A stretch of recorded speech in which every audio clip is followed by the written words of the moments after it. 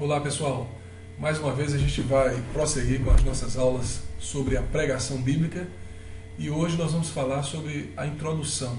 A introdução é um elemento muito importante na pregação porque é ela que atrai a atenção do ouvinte. Os minutos iniciais de um discurso são muito importantes. Então vamos iniciar aqui definindo o que é uma introdução. A introdução é o processo pelo qual o pregador procura preparar os ouvintes e ele procura, através disso, prender a atenção das pessoas. É através da introdução que o pregador tenta captar a atenção do ouvinte. Então, o objetivo da introdução nada mais é do que conquistar a boa vontade dos ouvintes, despertar o interesse pela pregação e romper também com a resistência do auditório.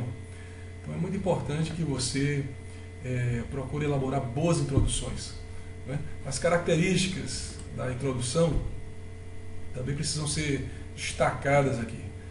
Por exemplo, uma sugestão que eu daria para vocês é que vocês comecem sempre fazendo um vocativo, usando pronomes ou palavras como senhores e senhoras, amados irmãos, graça e paz. Esses vocativos são importantes porque eles nos identificam com o nosso auditório. Em segundo lugar, a introdução também deve ser breve, deve ser interessante. Pense em alguma coisa que seja interessante. Você pode contar uma história, você pode relatar algum fato que aconteceu com você. E ela também deve ser objetiva. Não passe muito tempo com a introdução, ok? Deve durar também no máximo 10% de uma apresentação. Se você vai pregar durante 40 minutos, então a sua introdução deve ter pelo menos 4 minutos, que seria o equivalente a 10% desse tempo. Se você for falar em 10 minutos, sua introdução deve ter no máximo 1 minuto. E ela deve ser feita objetivamente. O que é dito na introdução também precisa ter relação com o assunto da pregação. Isso aqui é muito importante, né? Então, a introdução ela tem que estar relacionada com o assunto da pregação. Tá bom, pessoal? Eu queria fazer rapidamente uma revisão com vocês sobre as partes que nós já estudamos acerca do sermão milético. A gente já falou sobre o título nas aulas passadas, o texto base, estamos falando sobre a introdução, e agora nós vamos falar sobre a proposição, que faz parte do desenvolvimento. Então esse vai ser o tema que nós vamos discutir a partir de agora. Bem, a proposição nada mais é do que uma declaração. Ela tem que ser feita de maneira bem simples, é uma declaração acerca do assunto que o pregador se propõe a apresentar, a desenvolver, a provar ou explicar. Então a proposição nada mais é do que uma frase, uma tese, né? Uma ideia que nós estamos nos propondo a defender. Em outras palavras, meus queridos, uma proposição é uma afirmativa da principal lição espiritual ou da verdade eterna que nós vamos defender dentro do sermão. E essa proposição deve ser reduzida a uma sentença declarativa. Eu coloco aqui para vocês alguns exemplos de proposição, né? Por exemplo, observe que nós temos 4 exemplos, aliás, e cada exemplo desses corresponde a uma frase. Por exemplo, a primeira frase diz que a meditação diária das Escrituras é vital para o crente. Observe que essa proposição, na verdade, é uma afirmação. E dentro do sermão você vai defender isso. Outra proposição, quem tem Deus tem tudo que vale a pena ter. Os que dão a Deus em primeiro lugar jamais terão falta de nada. E o Senhor deseja a adoração que procede do íntimo. Então, esses aí são alguns exemplos de proposições. Aqui também nós estamos apresentando mais alguns exemplos de proposições neste esquema, neste esboço de um sermão que tem por título Aproveitando as Oportunidades, e esse sermão está baseado em Romanos, lá no capítulo 8, versículo 28. Então você vai fazer uma pequena introdução. Nessa introdução você pode falar sobre algumas oportunidades que surgem na vida do cristão, oportunidades que são colocadas por Deus. Você pode contar alguma grande história, algum testemunho que ilustre a ideia de uma oportunidade sendo dada por Deus. E nessa proposição, observe que nós temos uma frase.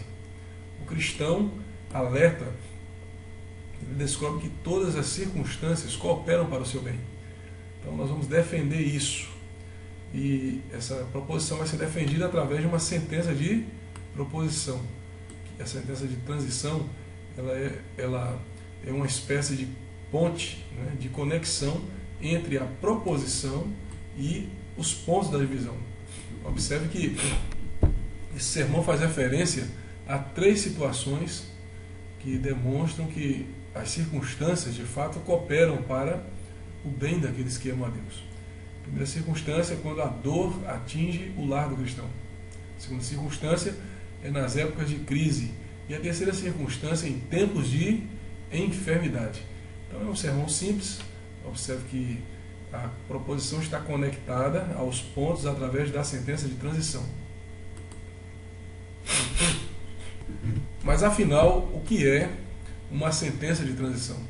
A sentença de transição é um elemento que serve para ligar, como nós já dissemos, a proposição às divisões do sermão. A sentença de transição une essa proposição às subdivisões. Por exemplo, vamos ver aqui nesse exemplo, né? Mais um sermãozinho que tem como título um ministério exemplar. Está lá no texto de 1 Tessalonicenses, capítulo 2, versículo 1 a 12. Uma sugestão na introdução é que você fale sobre o exemplo de Cristo. E na proposição, nós estamos afirmando que o servo de Deus ele tem um padrão exemplar para o seu ministério. E esse padrão exemplar é o exemplo de Cristo. Então, a sentença de transição, que vai fazer a conexão dessa proposição com as subdivisões, ela é formulada através de uma pergunta.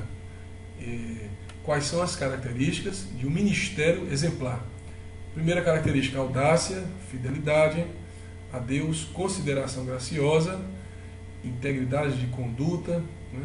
Então essas características elas definem muito bem quais são os requisitos necessários para que um cristão possa ter um ministério exemplar. Bem, nós vamos parar por aqui. Nas próximas aulas nós vamos falar um pouquinho sobre as divisões do sermão. Então continue assistindo as nossas videoaulas e na próxima videoaula nós vamos entrar nesse assunto, ok? Assista as aulas anteriores e eu quero lembrar vocês que no final desse curso de homilética você deve preencher o formulário solicitando um certificado. Você não paga por esse curso, você vai pagar apenas pelo certificado. Tá bom? O certificado ele é um registro, um documento que comprova a sua participação nesse curso que nós estamos oferecendo à distância. Deus abençoe vocês e até a próxima aula.